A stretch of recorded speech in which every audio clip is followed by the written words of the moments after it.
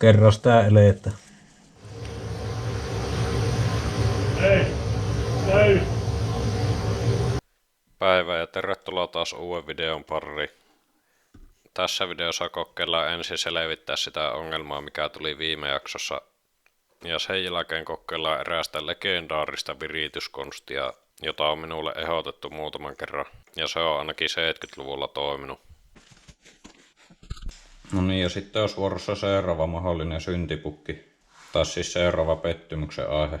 Eli nyt kun se pätkii hirviästi sillä yläkierroksella, se siis kiertää jonkun 14 000 ilman ongelmia, mutta sitten siitä ylöspäin se ei enää jaksa oikein. Ja sitten mä oon yhden kerran saanut sen kiertää melkein 18 000. Ja sekin oli semmonen outo, että se aluksi pätki ja sitten yhtäkkiä se vinkasi.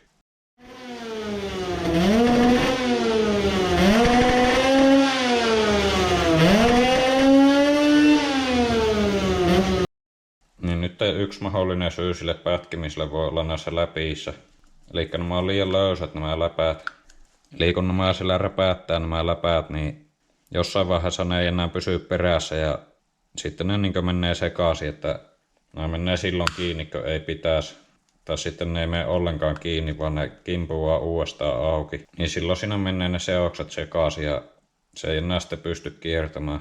Ja sitten yksi selitys sille, että miksi se kerran kiersi sen melkein 18 000, niin siinä saattaa olla kyse sitten niin sanotusta 24/7 imusta.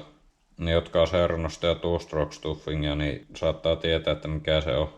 Eli nyt kun tässä kaksitahtikoneessa se putki pystyy imemään sitä seosta sinne sylinteriin, niin silloin kun se on siinä tehoalueella, niin tällaista imuventtiiliä ei periaatteessa tarvita ollenkaan, vaan se sillä putken voimalla imee niin koko ajan yhteen suuntaan. Niin sitten kun se mulla siinä lähti kiertämään, niin se saattaa olla, että jos se tuurilla pääsee yli siitä pätkinnästä, niin silloin nämä jämähtää auki nämä läpäät ja sitten se vaan kiertää sen putken voimalla. Ja se on semmoinen aika mielenkiintoinen aihe, mitä on jotkut yrittänyt tutkia, että voisiko se saada toimimaan sillä, että olisi tämmöiset läpäät ja sitten olisi joku servomoottori, mikä työntää nämä läpäät sitä eestä pois silloin, kun se on siinä tehoalueella. Mutta tietääkseni sitä ei ole kukaan onnistunut saamaan toimimaan. Mutta se voisi olla aika jännä, kuin tehokas se saattaisi olla, jos se mullakin otti hirviät kierrokset. Mutta en tiedä. Mutta ei voi olla varma, että johtuiko se edes siitä. Mutta nyt mä kumminkin epäilen, että tässä on nämä läpäät liian löysät, että näiden takia se ei pysty kiertämään enempää. Toisaalta sitten taas tämmönen läppämoottori, niin siinä alkaa muutenkin tulla jo rajat vastaan. Se mitä mä oon lueskellut, niin ei se taida olla oikein edes mahdollista saada tämmöiseen läppämoottoriin sillä lailla tehoja, että se tehopiikki olisi jossain 15 tonnissa. Mä saatan kohta joutua ehkä luopumaan näistä läpistä kokonaan ja tekee itsekin sen kuuluisan kiertoluisti. Voin kyllä kuvitella, että mitään ongelmia siitä tulee. Mutta kokeillaan nyt toistaiseksi vielä näillä läpillä. Ja nyt mä sain Tekantilta taas tämmösen tehostussarja, Malossi hyperläppäsarja. Ja tässä on 3 eri paksusia. Tässä on 0,4, 0,3, 0,35. Ja nyt tähän mulla on tää V-Force läppäventtiili, minkä mä sain ranskalaiselta fanilta. Ja mä laittoin tämän 2 vuotta sitten kiinni ja tälläkään ei ollut oikeastaan mitään eroa. Tämäkin maksaa uutena joku 150 ja tää ei ole mikään kiinalainen. Mutta kuten yleensäkin, niin eihän se vaikuta mitään. Ei kannata tuhlata rahoja. Ja sitten mulla on täällä tää vakioläppärunko. Tää on varmaan jostain 2000-luvun alusta. Tosi musta tuntuu, että tää on joku kiinalainen tarvike. Mutta mä luulen, että nämä Malossin läpäät nyt passaa tähän. Niin laitetaan tähän nämä jääkimmät 0,4 läpäät ja kokeillaan tällä venttiilillä.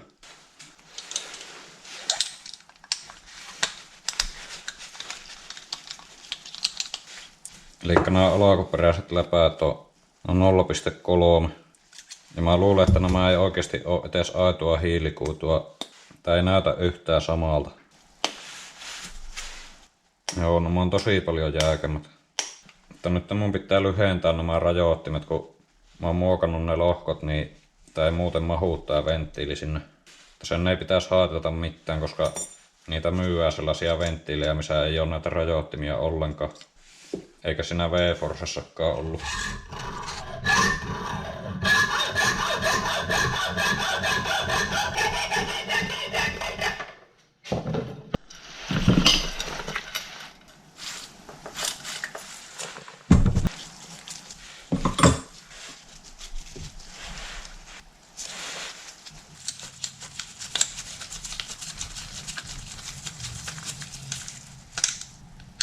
No niin, nyt vakioläppärunko on muutettu hyperkisa-läppärungoksi. No niin, eli eihän tää tietenkään mahu tähän välikappaleeseen. Ottaa nuo ruuvit kiinni. Eli pikkusen vielä remeliä.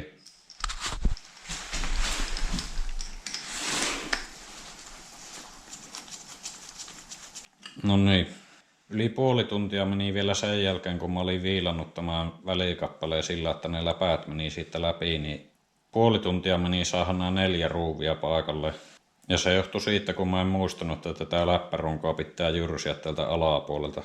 Tai tätä laippaa. Ei voi mitään, mutta se aina ottaa niin sairaasti aivon, kun joku helppo juttu vie ihan älyttömän kauan. No, mutta nyt se on tehty. Ja nyt koetetaan mallen läpäät. 0,4 Carbonio, se on vissiin Italia, hiilikuitu läpäät. Tuleeko nyt?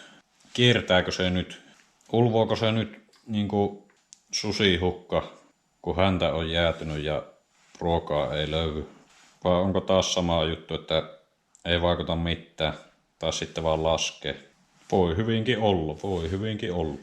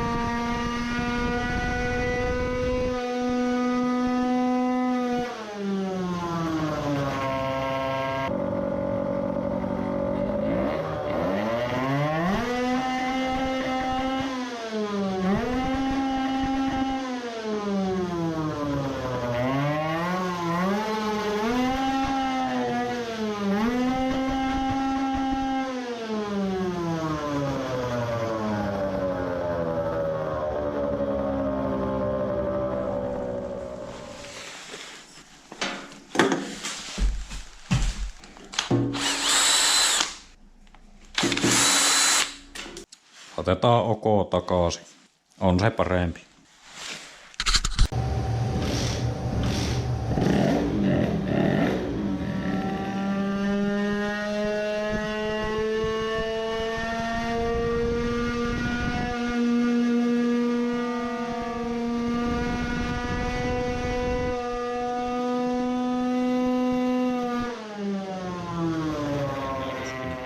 Joo, eli kyllä se auttoi siihen yskimiseen minun mielestä ne läpäät. Kun pisti kaasun pohjan, niin no ei se kyllä kiertänyt sitä 15 000 enempää. Tai ehkä 16 000. Mutta siinä ei ollut enää semmoista hillitöntä yskimistä, että se vaan niinkö pysähtyi siihen. Kyllä se pikkusen silti pätki kuitenkin. Mutta kyllä se minusta parani nyt niillä läpillä. Ja mitäs meillä täällä näkyy? Eli tässä oli tuolla Polinin kaasarilla ja niillä uusilla läpillä 9,9 heppaa. Ja sitten vertailu niihin vanhoihin läppiin. Niin kyllä se on vähän huonompi. Tästä on aika paljonkin huonompi. Mutta nyt tässä jaksaa kiertää pidemmälle. 14 700. Ja sitten mä päätin kuitenkin lyödä sen PVK:n takaisin. Eikä tuosta Polinin kaasarista nyt ole mitään etua. No niin, eli valmistautukaa. Mitä eroa on 23 millisellä ja 26 millisellä kaasarilla? Ei paljon mitään. Se on pikkusen parempi sillä PVK:lla. Tämä on aivan hämmästyttävän identtinen. Siinä on taas yksi homma, mikä ei vaan vaikuta. Mutta nyt tässä on kyllä havaittavissa taas, että se on jälleen kerran laiskistunut noin yleisesti. Koska tässä oli se vauhtipäivien jälkeen tuolla PVK:lla ja niillä vanhoilla läpillä. Niin tästä on menettänyt kauheasti ja täältä ylhäältäkin yli puoli heppaa menettänyt. Oikeastaan se on vähän odotettavaakin, että niillä jäykillä läpillä se menettää tältä alhaalta. Eli eipä niistä taida olla kummosta hyötyä niistä läpistä. Nyt se kiertää vaan pikkusen enemmän. Eli tässä jaksossa on nyt kokeiltu se uusi kaasari. Sitten mä yritin korjata sitä pätkintää vaihtamalla kaikki nuo sytkäosat paitsi staattori. Ja sitten koitin vielä ne paksummat läpäät, koska mä epäilen, että ne ei pysy enää perässä ne ohuemmat läpäät, niin se sitten teki sen pätkinnän. Ja se minusta näytti pitävän paikkansa. Kyllä se oli nyt paremman kuulunen ihan selvästi, mutta ei siltikään ota mitään 17 000 kierrosta vappaallakaan. Eli nyt tässä ei voi olla jäljellä enää kovin montaa mitään helppoa juttua. Semmoista osaa, mitkä voisi helposti vaihtaa ja mikä voisi lisätä tehua monta heppaa kerralla. Ja oikeastaan ainut, minkä mä keksin, on nämä sähköt. Eli vaihtaa tänne jotkut sähköt, missä on tehokkaampi kipinä. Ja niitä kisasähköjä on moni ehdottanut. Mulla on tuolla kaapissa semmoset raadot. Ne on jotkut skootteri. Siihen on se staattori ja sitten vauhtipyörä ja CDI, mutta se CDI on vissiin rikki. Niin mä en kovin helposti saa sitä toimimaan, mutta kyllä mä silti luulen, että mä saan sen jotenkin. Mutta jotenkin mä en vaan siihenkään usko. Koska periaatteessa jos se kipinä tulee oikea aika, jos se vaan suinkin tulee oikea aikaa tästä vakio CD-stäkin ja se ei pätki, niin sen ei silloin pitäisi vaikuttaa. Ja sitten on niitä semmosia vaikeampia juttuja, millä pitäisi taikoa sitten ne loput 10 heppaa. Tai siis jos oletetaan, että ne sähköt ei vaikuta mitään. Ja toinen on se, että tää sylinteri on huono. Ja toinen on se, että tämä kampikammion tilavuus on nyt huono näille läpille. Tai sitten mun pitäisi vaan suoraan tehdä se luistiohjaus. Sitten periaatteessa mun pitäisi kokeilla tänne sylinteriin vielä lisää niitä kanavatuluppia. Koska mä en kokeillut sellaista tuluppaa, mikä ei kurista sitä P-kanavaa, mutta se vaan kääntäisi sitä eri suuntaan. Ja jotenkin musta tuntuu, että miten se voisi vaikuttaa, kun silloin kun mä laitoin sinne ne kuristustulupat, mitkä pienensi se aivan pieneksi, niin sekään ei vaikuttanut mitään. Se ei mennyt yhtään huonommaksikaan sillä. Kyllä mä oon tässä jo suunnitellut uutta sylinteriä, missä on jonkun verran erilaiset kanavat. Mutta jotenkin mä haluaisin nyt kokeilla kaiken muun mahdollisen, että tietää varmasti, että se ei toimikaan se Overmars-systeemi. Eli siis se kampikammion puristussuhe, niin tuolla on nyt periaatteessa liikaa tilaa tällä kampikammiossa. Siihen on olemassa semmonen joku ohjesääntö, minkä se yksi poppely siellä kivipikerifoorumilla on keksinyt, että tämmöisessä läppämoottorissa se kampikammion puristussuhe pitäisi olla 1,3 ja tässä on nyt 1,19. Niin seuraavaksi mä kokeilen joko sen tai sitten alaa suoraan tekee sitä luistiohjausta. No niin, nyt otettiin irti tämä moottori. Ja nyt olisiko teillä hetki aikaa puhua kampikammion tilavuudesta. Eli nyt se kampikammion tämä kaikki tilaa täällä sylinterin alapuolella. Ja siihen kampikammioon kuuluu myös nämä huuhtelukanavien alaosat. Ja sitten se tila, mikä jää tänne männän alle. Ja nyt tätä kampikammiota voi ajatella sellaisena huuhtelupumppuna, että silloin kun tämä mäntä tulee alas, niin silloin se tilavuus pienenee ja sitten se pakottaa se ilman menemään sinne ylös, sinne sylinteriin. Tietyllä tavalla se on niin kuin mekaaninen ahdi ja se on tavallaan tässä moottorin rakenteessa mukana. Ja nyt jos tämä kampikammion tilavuus isonee, niin silloin se huuhtelupumpun toiminta heikkenee, koska jos tämä on väljempi, niin silloin tämä mäntä ei tee sinne niin isoa paineeroa, mikä sitten liikuttaisi sitä ilmaa. Ja yksi varmaan kaikkein tunnetuin virityskeino tällaiseen kaksitahtikoneeseen, mikä on ainakin ennen vanhaa ollut, niin se on yrittää täyttää tätä kampikammiota millä ikinä vaan pystyy. Että saisi pienennettyä sitä tilavuutta ja sitten parannettua sitä pumppuefektiä. Ja siitä jotkut jaksaa mainita. Ja sitten on semmonen kuuluisa legenda, että joskus ennen vanhaa, milloin lie 60-luvulla, niin pappatunturien tänne männän sisälle on liimattu viinipullon korkkia, niin sillä on sitten saatu tätä tilavuutta pienemmäksi ja se sitten tehostaisi sitä. Luonnollisestikaan niiltä ajoilta ei ole varmasti minkäänlaisia dynokäyriä, että onko se oikeasti auttanut, mutta legendojen mukaan se on varmasti auttanut. Ja nyt tämä kampikammion tilavuus on semmoinen hyvinkin ristiriitainen juttu. Tässä siitä on ristiriitaisia näkemyksiä. Niin nyt mä haluaisin tässä selittää tämän mahdollisimman hyvin, että sitten kun mä saan tämän muokkauksen kokeiltua, niin sitten kaikki varmasti tietää, että kuinka suuresta asiasta siinä on kyse, että siinä on kovat panokset, että mitä se vaikuttaa. Eli siis se, että tämän kampikammion pienentäminen on semmoinen vanha-aikainen juttu, mitä on niin joskus ennen 2000-lukua on ajateltu, että se olisi hyvä. että tää pitää saada pieneksi.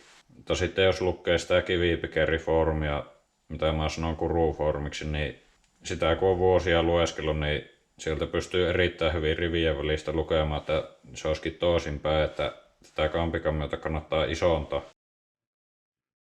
Ja siinä on kyse siitä, että kun on kunnolla ymmärretty, että miten tämä putki vaikuttaa, että on tajuttu, että se on itse asiassa tämä putki, mikä niin tekee sitä moottorista niin älyttömän tehokkaan. Eli tämä putki tekee se alipaineen sinne sylinteriin ja sitten se imaisee tältä kammiosta sitä seosta. Niin sitten kuulemma sen kammion kannattaa olla iso, niin se ei sitten lopu kesken täältä. Koska jos tämä on pienempi, niin silloin sinne tulee sitten nopeammin alipaine ja tämä putki ei sitten saakaan imettyä sieltä niin paljon. Eli se on pelkästään se idea siinä kammion isontamisessa, että se niin pelittäisi tämmöisen jyrkän putken kanssa paremmin. Ja sitten siellä foorumilla on muodostunut sellainen niin konsensus tästä kammiosta, että jos sä erehdyt puhumaan, että kannattaisi pienentää tätä, niin sinusta silloin automaattisesti ajatella, että sinä et ymmärrä tätä kaksitahtikonetta, että se on ihan vanha juttu yrittää pienentää tuota kammiota. Ja totta kai minäkin olen niellyt se sama jutu. Siellä oikeastaan kaikki nielee heti. Siellä on 3 kurua, Overmarshit, Thieli ja sitten se Wobbly, niin mitä tahansa ne sanoo, niin porukka uskoo siellä. No mutta eipä mennä siihen. Ei ne nyt mitään turhia ukkoja oikeasti olekaan. Mutta sitten jos alkaa miettiä sitä asiaa kriittisesti, niin siellä ei ole kukaan esittänyt minun mielestä mitään konkreettisia dynokääriä, että tämä kammion isontaminen olisikin antanut paljon tehua. Mä en ole yhtäkään nähnyt, vaikka mä oon minun mielestä niin varmaan puolet ainakin lukenut sen topiikin sisällöstä. Siinähän on tuhansia sivuja. Siellä vaan kerta toisessa ei lääke aina mainita, että joo, se voisi olla hyvä isontaa sitä kammiota. Että ennen vanhaa yritettiin täyttää, mutta eipä se ei olekaan niin. No ja nyt tullaan sitten tarinan käännekohtaan, eli nyt mä oon alkanut pikkuhiljaa kääntymään siihen, että mitä jos se olisikin sittenkin hyvä täyttää tätä. Että voisiko se kuitenkin olla, että siinä on joku raja, että milloin se on liian iso. Ja yhdenlainen nyrkkisääntö on tällä kampikammion puristussuhteelle, eli se ylä- ja alatilavuuden suhteelle, että se pitäisi olla 1,3 tämmöisessä niin läppämoottorissa. Mutta sitten semmosessa, missä on se sivuluisti, niin siinä se voi olla isompi. Siis se suhde voi olla pienempi ja tämä tilavuus isompi. Ja nyt mulla se on tässä 1,19, eli tämä on niin liian iso. Ja tämä pitäisi pienentää, että sen saisi siihen 1,3.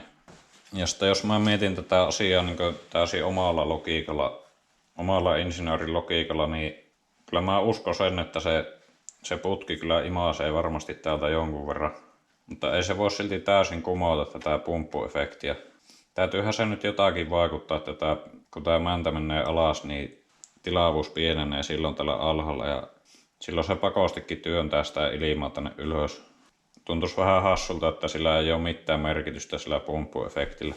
Ja tämä ei siis tarkoita sitä, että se ei voisi auttaa tämän pienentäminen. Se saattaa auttaa jossain semmoisessa laaskassa moottorissa, just jossain pappatunturissa, missä ei ole tehoputkia, mikä tekisi se imu.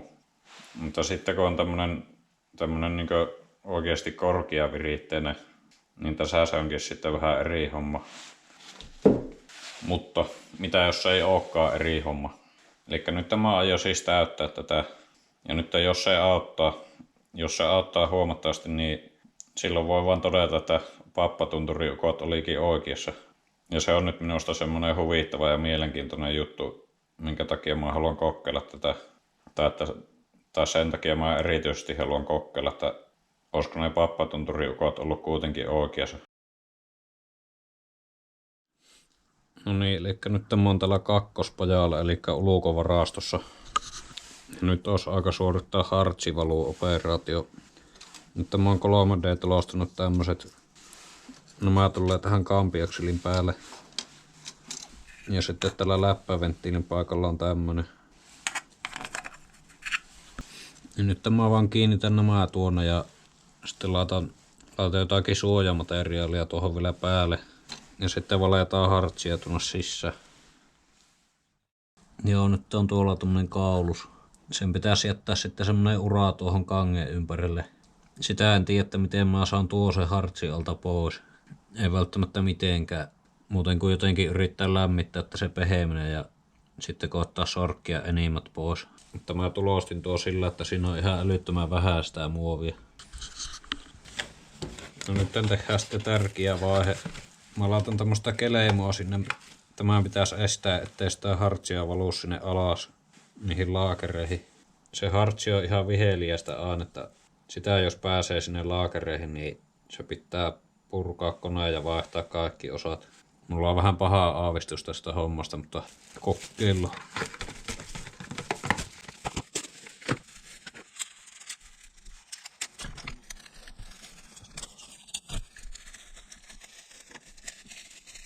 Joo, nyt on tässä jonkun 15 minuuttia yrittänyt tätä.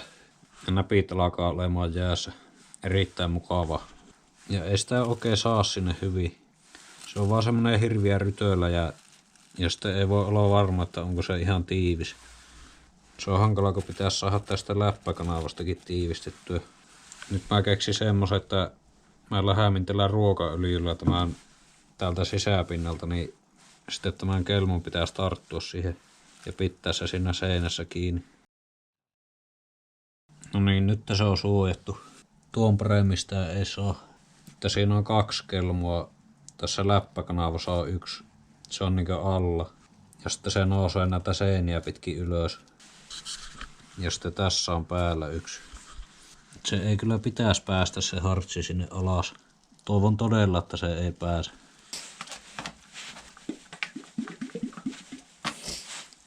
No ja nyt sitten sekoitetaan tämä kauhujen aine.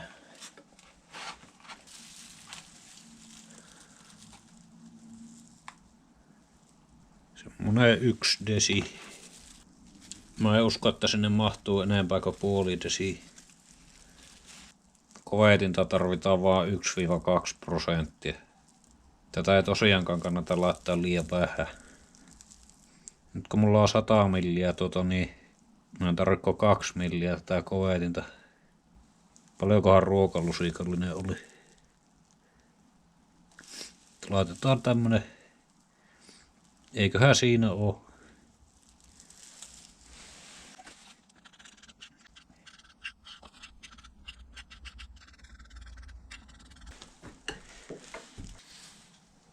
No niin, nyt mulla on tämmönen ruisku. Mulla on 50 milliä nyt. Sitten mä tiedän tarkkaan, että paljonko sinne menee. No niin, mä varmaan kadun tätä vielä.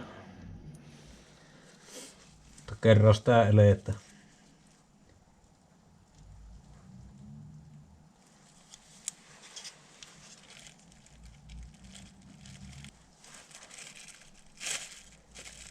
Oi paska.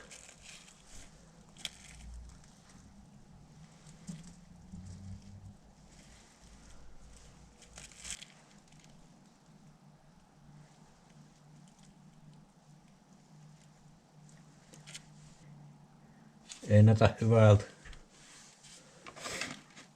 Ei se painu tuo. Tämä kelmu ei painu.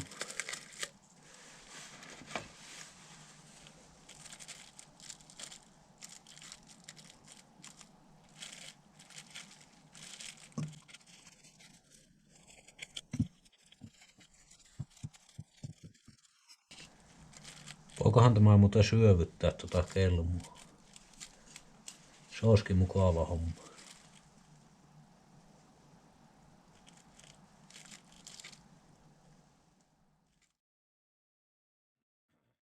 No niin, nyt olisi tehty tämä ehkä kohtalokas hartsihomma. Siellä on nyt. Mä oon jo ehtinyt repiä tästä pois sen suurimman osa siitä keleimusta.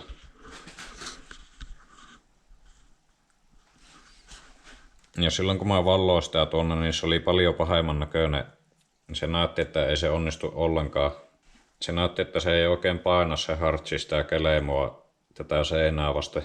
Mutta nyt kun se on kuivunut, niin se on huomattavasti paremman näköinen. Mä aluksi pelkäsin, että tämä epäonnistuu täydellisesti. Vaikka eipä tuo silti ole niin hyvää, mitä mä aluksi kuvittelin. Nyt tää kampiakseli pyörii, mutta se on aivan älyttömän tahkia. Ja se nyt meinaa sitä, että sinne laakereihin on joko mennyt sitä hartsia tai sitten se vaan hinkkaa siihen sen mun muottikappaleen pintaan. Mutta tämä on nyt jääkistynyt, kun Mä pari päivää sitten pyöritin tätä, niin se ei ollut näin jäykkä. Kyllä musta vähän pahasti tuntuu, että sinne on mennyt sinne laakereihin sitä. Tuolta saattoi valua tuosta reiästä. No, mutta se ei meinaa mitään, sehän on vaan muovia. Tai en tiedä, saattaa se meinatakin. Ja sitten tämä köntti on kyllä irrallaan näistä seinämistä. Sitä pystyy heiluttelemaan tässä, mutta ei sitä saa tuolta ylös. Ei se mahu mitenkään tulemaan siltä. Nyt mun pitäisi saada tää 3D-tulostettu kappale täältä välistä pois. Se ei ole ainakaan tarttunut kiinni sinne. Ei sitä saa kyllä tämän keskiosaa vaan pois. Ja sitten pitää tremeillä kaikki nämä törsteet täältä.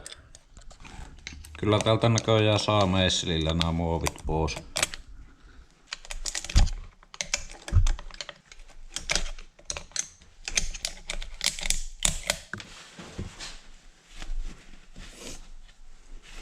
Mutta se ei silti oikein pyörittää kampiokseli. Kyllä niihin laakereihin on mennyt sitä hartsi. Oi voi! Kokeillaanpa meneekö sylinteri kiinni. Tannaka jää ehtinyt ottaa hirviät ruosteet tähän, kun se oli pari päivää ulkovarastossa. Onneksi sisällä ei ole ruostettu.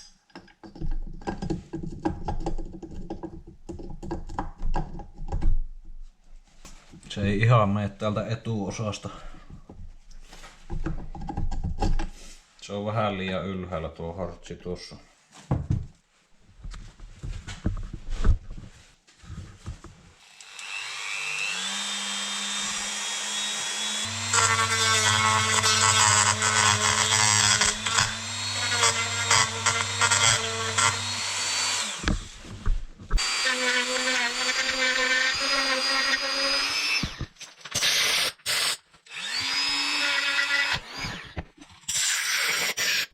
Mä kokeilen ruiskuttaa vähän asetonia niihin laakereihin.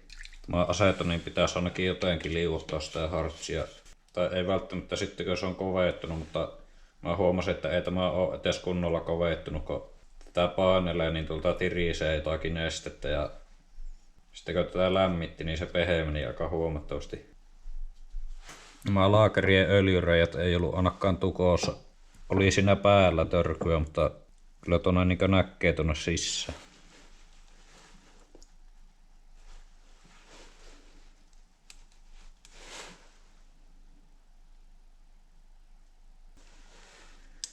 En tiedä, olisikohan se tukossa, kun se ei uppoa tuo asetoni sinne. Kyllä tää nyt pyörii jo lähes vapaasti tää kampuri. Se jossakin kohti jumahtaa. Joo, eli nyt kun kokeilee tällä ruiskulla työntää tuota cleaneria tuonne laakerin reikään, niin ei sinne mene. Se on ihan kokonaan tukossa. Kylläpä oli taas vähästä kiinni. Tuokin olisi ollut niin helppo estää.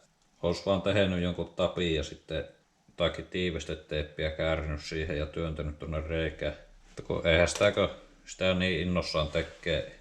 Ei sitä tuommoisia sivuseikkoja jaksa miettiä. Mä kokeilen tämmöisellä pitkällä poroilla vähän rassata sitä.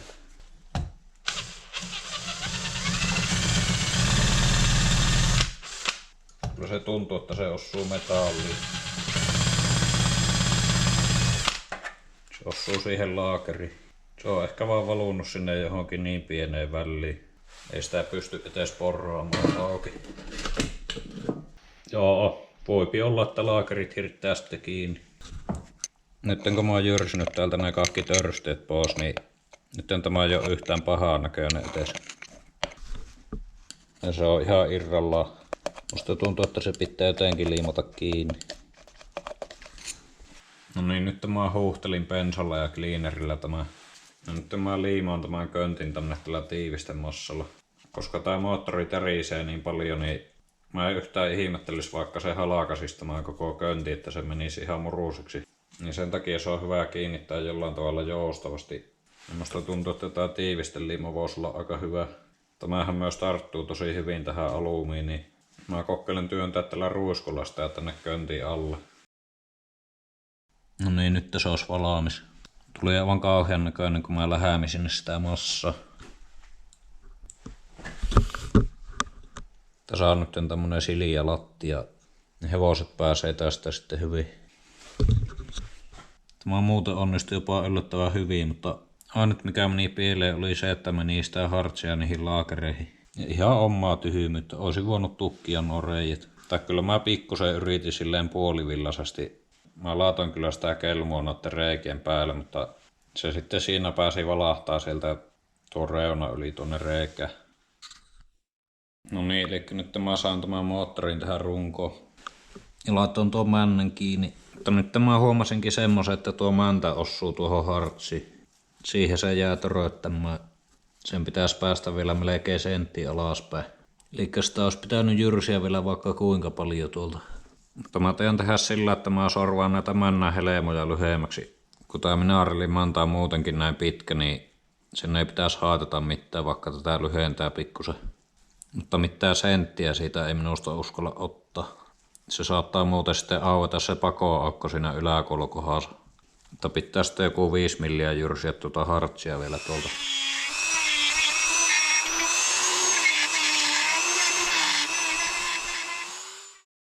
Joo, nyt sorvasin tuon männän lyhyemmäksi. Otin 8 milliä pois. Nyt se on aika ouvon näköinen. Saa nähdä kestääkö. Sitten mä kaiversin tuolta pohjalta vähän pois. Nyt sen pitäisi mahtua olemaan siellä. Eipä tämä pysy tämä mun kalikka täällä. Ei se oo kuivunut tuo tiivistemassa, kun mä oon tässä koko ajan sitä työstänyt ja suihkinut cleanerillä. Se varmaan rupeaa sitten heilumaan siellä. Mutta sitten mä tajusin, että ei se ainakaan kovin ylös voi tulla, kun tämä mäntä käy aina tökkäsen, mä saan sen takaisin sinne. En tiedä kuinka huonosti tässä käy. Laakerit on mennyt ja männähelmoja sorvattu 8 milliä ja tuo pulikka lähtee tuolta irti. Nonni, nyt se koko kommeus on paikallaan, mutta jäähdysjärjestelmää ei ole vielä kytketty. Mutta nyt kokeillaan lähteekö se edes kääntiin ja leikkaako se saman tien kiinni. Leikkaako ne laakerit kiinni. Kyllä mä luulen, että ne kestää jonkun aikaa.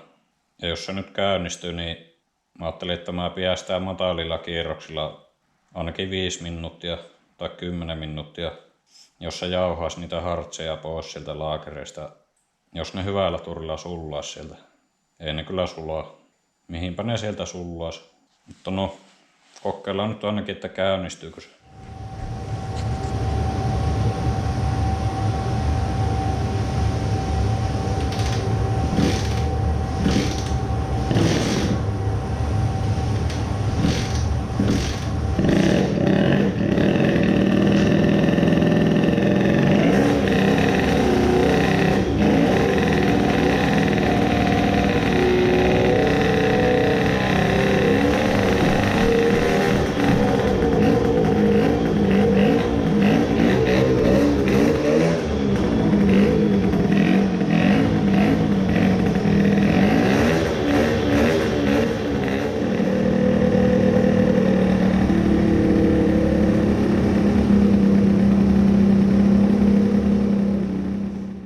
Uskomatonta, se lähti normaalisti käynti.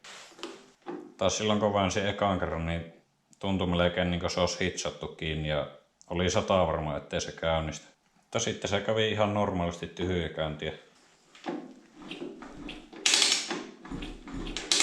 Nyt se on aika normaalin tuntunut. Kyllä sieltä kuuluu ehkä joku kahanausääni. No. Se ole mikkä. Nyt mä pistin nämä letkut kiinni. Mutta nyt kun mä menin käyttämään sen kuumaksi ilman nestettä, niin mä en oikein uskalla kaataa tänne sitä kylmää nestettä, ettei tää valurauta pytty halaakin. Ei se kyllä oo enää kuin joku 30 asteinen, mutta jos mä vielä vähän aikaa oota. No niin, nyt siellä on nesteet. Nyt käynnistetään ja sisään ajetaan hartsit. Sisään ajetaan laakereissa oleva hartsi pois.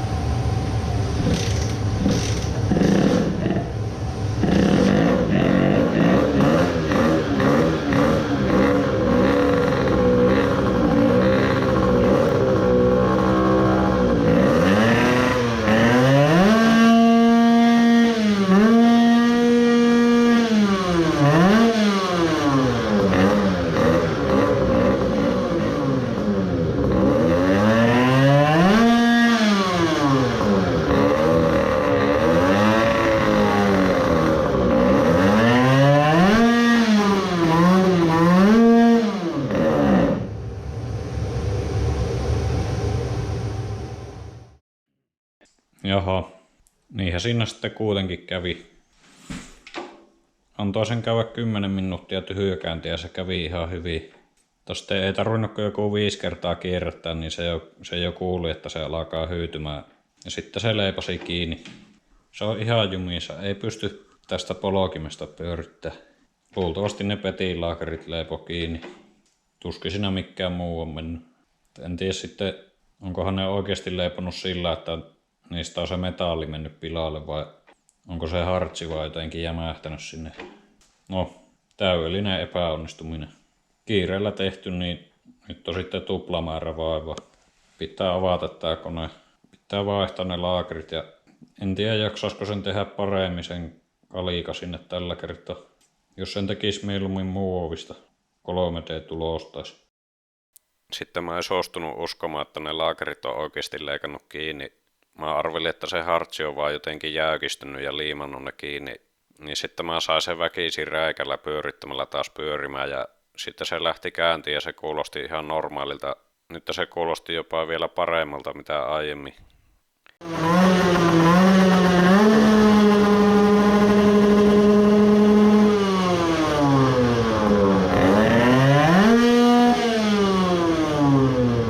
Mutta rikkissä silti oli se sitten taas hyytyi, kun ne laakerit kuumeni uudestaan.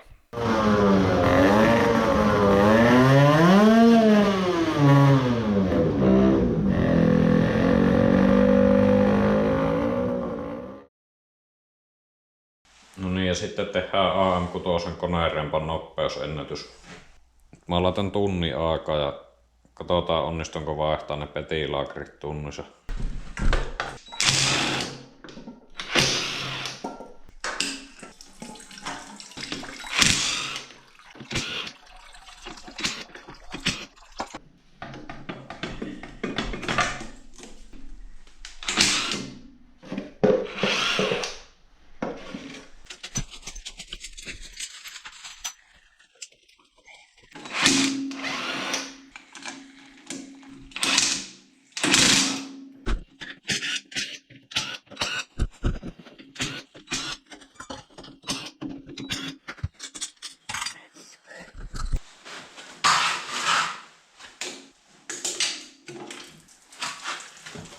No niin, hankki tyhjyksi. Mitä kiireemmällä tekee, se huonommin siinä käy. Keillä puuttuisi kipinä tuohon.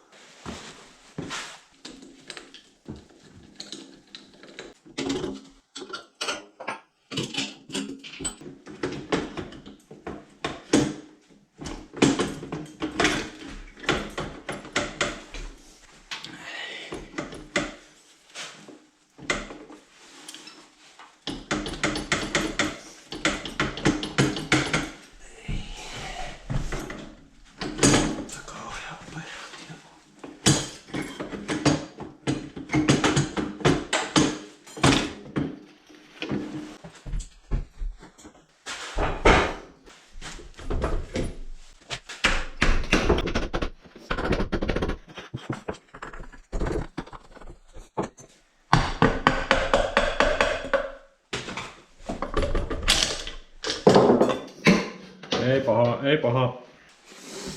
Pikkusen vaan likkaa.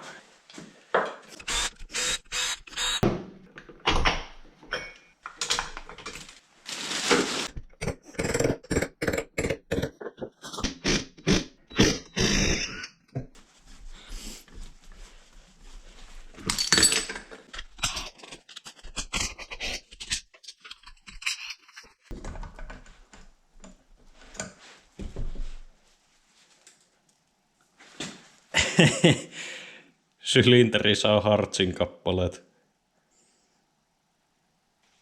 Tai joutua tekemään vähän muutakin kuin vaihtaa laakerit.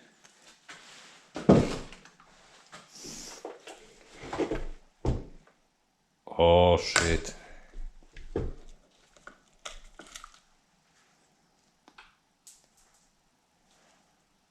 Juu, enpä taida sitä koottaa enää toista kertaa.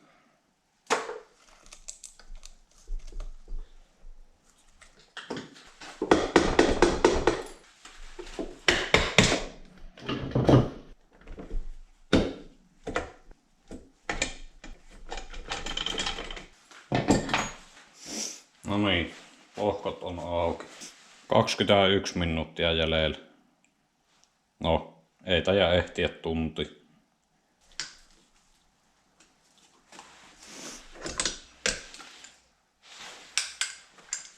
No se jäi jäljelle hartsista. Se on liian haurasta. Näyttää hyvältä. Ei nämä laakerit etes oo jumis. Eikä ei näytä, että ne olisi ylikuumentunut.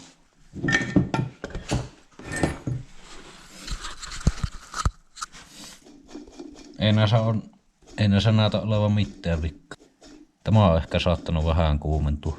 Mä ajattelin, että se vika olisi ollut se, että näissä on jonkun verran sitä hartsia ja sitten kun se hinkkaa se hartsi siellä, niin se tekee kitkaa ja kuumentaa tätä ja sitten kun se kuumenee tarpeeksi, niin se vaan jumahtaa. Luultavasti se vika on ollut lähinnä se, että tuonne männän päälle on mennyt tavaraa ja sitten se on vaan vetänyt sen jummi. Mutta sylinteri ei ole ainakaan naarmuilla.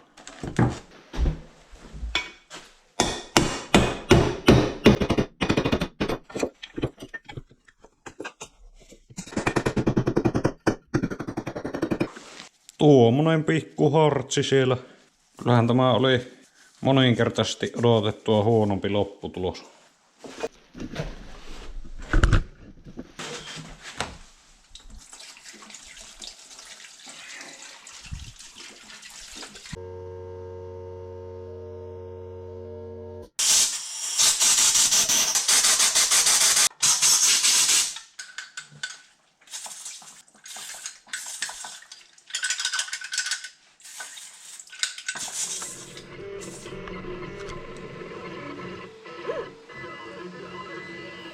Video meni taas niin pitkäksi, että jatketaan seuraavassa osassa. Seuraavaksi mä teen tuon täytepalan paremmin ja sitten kokeillaan.